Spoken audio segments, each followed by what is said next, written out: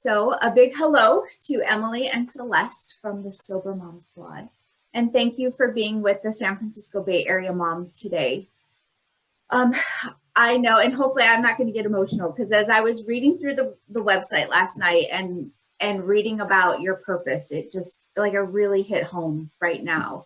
And I know that the Sober Mom Squad was born during the pandemic. But tell me and everyone watching us today a little bit more about the how and the why you've come to be. For sure.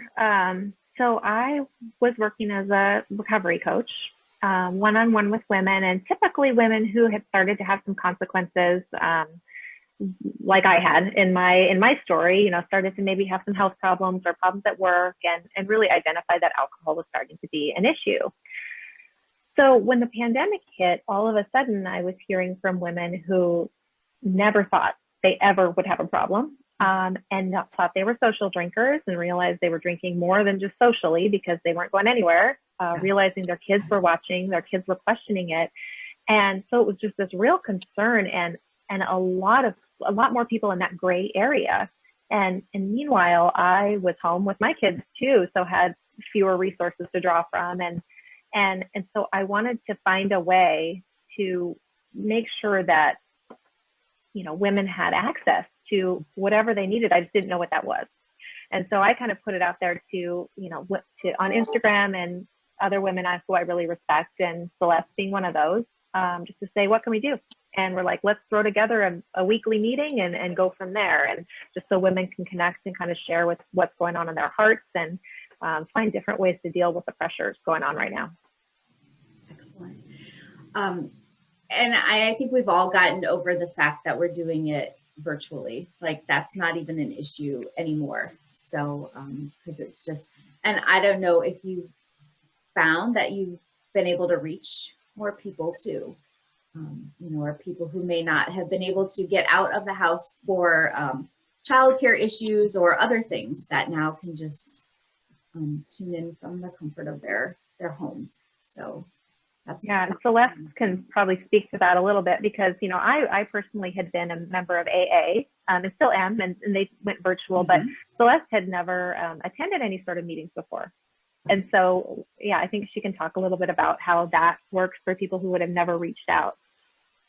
Yeah, 100%. I quit drinking about 3 years ago, mostly because I saw the direction it was going, and I realized that this was not going to end well if I kept going at the rate I was going, and I just kept seeing my tolerance increase and an increase.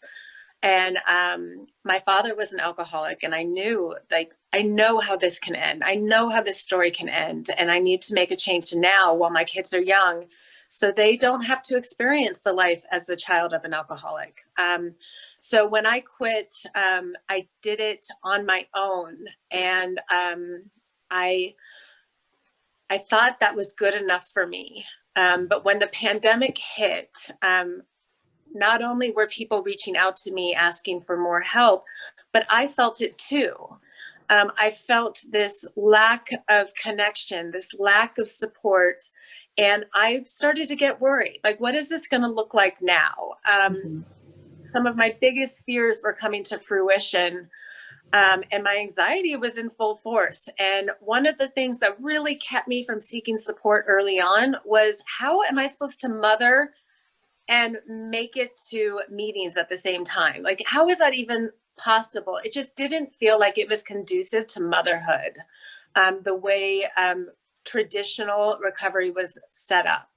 But when we went virtual almost overnight in March, all of a sudden I felt like the whole world opened up for recovery, and something that felt very intangible to me became very feasible. And that's when I was like, not only am I interested in getting more support during this very volatile time, I can do it more often. I'm more available, and everything's gone virtual, so I don't have to worry about who's going to watch my kids.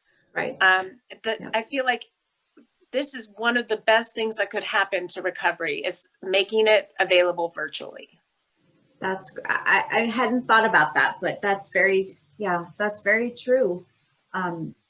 And and I noticed on your website, you have, it's more than one time a day, or, it's whenever you need that check-in, that it's available. But I don't want to get ahead of everything. So, and before we kind of get into that, the recovery, or, what that journey looks like, what are some other things besides turning to alcohol that moms can do to kind of neutralize the stress of motherhood? What are the things that keep popping up for you in your discussions or in your professional experiences? Yeah. So I would say recognizing that you are using it for stress is the key thing, because I think a lot of women view it as, well, I was having a glass of wine every night or every other night, managing that pretty well with this stress level. And now the stress level's up here. And so the alcohol got turned up, and it was the realization that, oh no, I am self-medicating. So that's the first part, just recognizing that that is what you're using it for, asking the question, why? And then asking the question, like, what am I really needing? Am I needing to relax? Am I needing to check out? Am I needing, am I thirsty? Am I hungry? Like, what exactly is the need? And then there are 10 million other ways to address it that don't, alcohol is literally required for nothing. And so there are always other avenues. So not necessarily about, okay, you have to stop drinking, you have to be sober, but ask yourself, do I need this? And what can I do instead? Right. Yeah. And I think it's important to realize too, that it's not, yes, we're in a pandemic and we can use that as maybe a jumping off point, or I don't want to say as an excuse, but maybe a little prod to kind of begin this journey. But, when and if everything, kind of moves beyond, those are just still some things that moms need to ask themselves at any point, and they might be new moms breastfeeding or whatever. So they're not, they're not drinking, but then if they kind of get along, a part of that, I think it's just good to do that physical check-in. So that is great. What about moms helping each other? We are having to do things more virtually. We're not able to, have those play groups and meetups as much, or, at all. So what are some other ways that moms can just continue to support one another and build up a mom community? You want me to take this, Emily? Yeah, why don't you? So I think one of the hard parts of social media is we generally don't see every side of the story. And most of us, with all intents and purposes, want to show our best selves. And it can feel really isolating. You can be scrolling your social media and all your friends not only look like they have everything together, but that they're thriving. And I think one of the best ways we can be supporting each other as fellow mothers is by being vulnerable right now and being really open and honest. And when we're struggling, to speak up and be open about it to people we trust. I think that's one reason why support in a time like this is really critical, because what you see on your Instagram feed is not generally the truth. It's not the full story. And when we can say, I am struggling and this is why, and this is really hard, and just let it go and get that weight off our back, you hear so many other moms look at you and go, me too. And that's really the connection that I think pulls us together during really hard times like this. That's great. Well, and that kind of leads me to my next question, is some of the subliminal things, or maybe not so subliminal, that we might be doing to other moms to kind of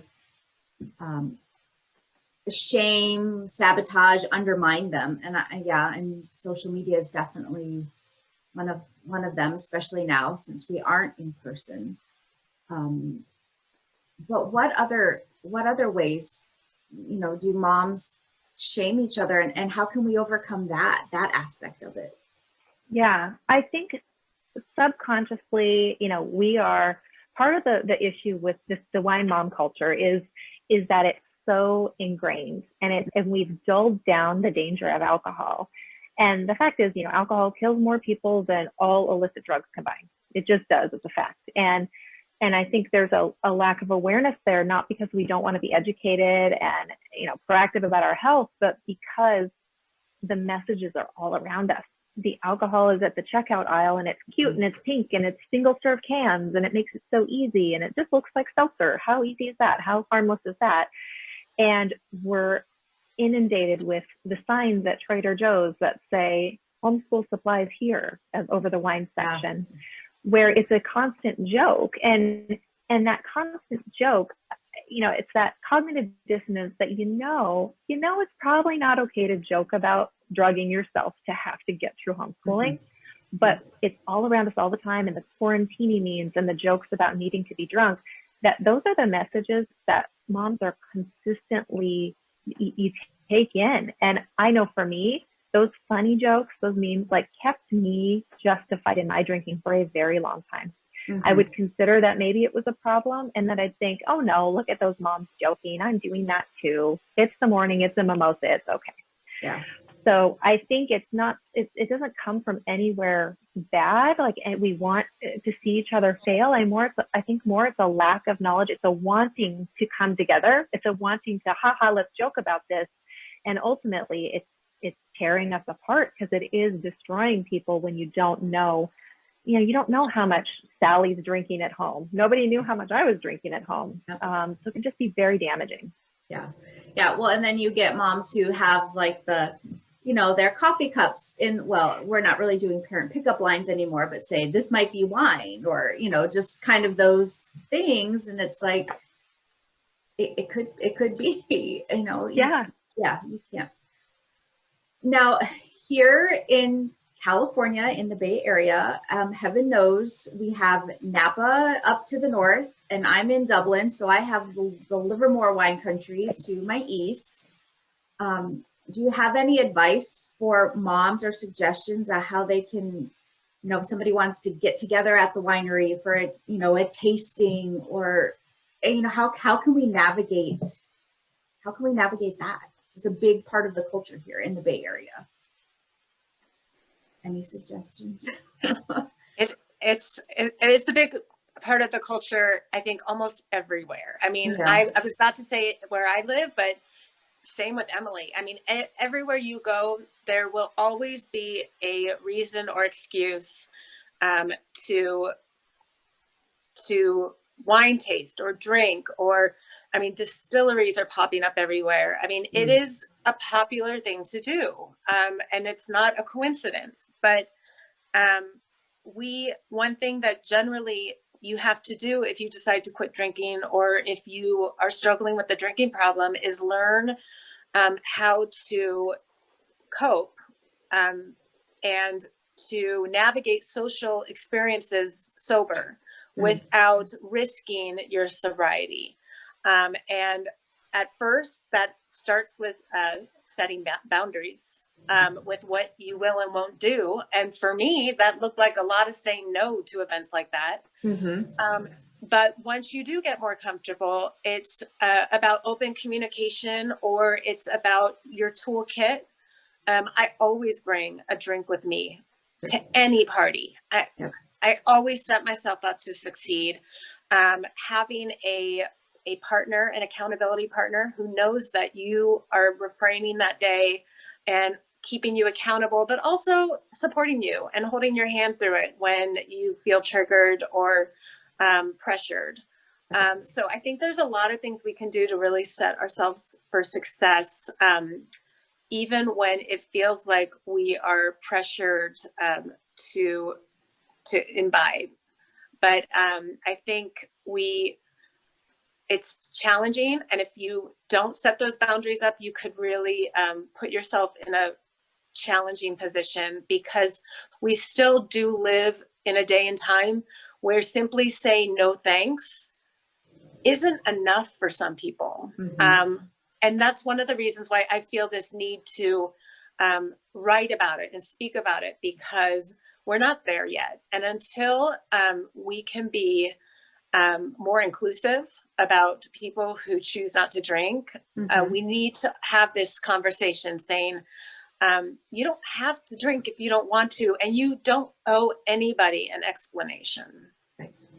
Well, and I think as a mom, it's always important to remember you're modeling behaviors for your children, and not even, the alcohol or the not alcohol, but setting boundaries. That's like a key thing to be modeling for your child, whatever that is, and calling it and giving them permission to be able to say no. Just like we're finally kind of coming around. I'm in child sexual abuse prevention for adults, and I do that as well.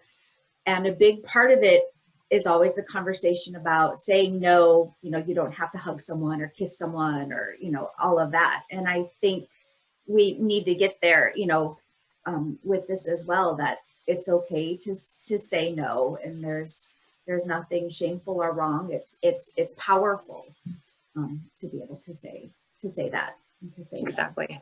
that. Now, what about support? I mean, obviously moms want to turn, to others in this journey. That's a really important part, but what about a spouse or a partner?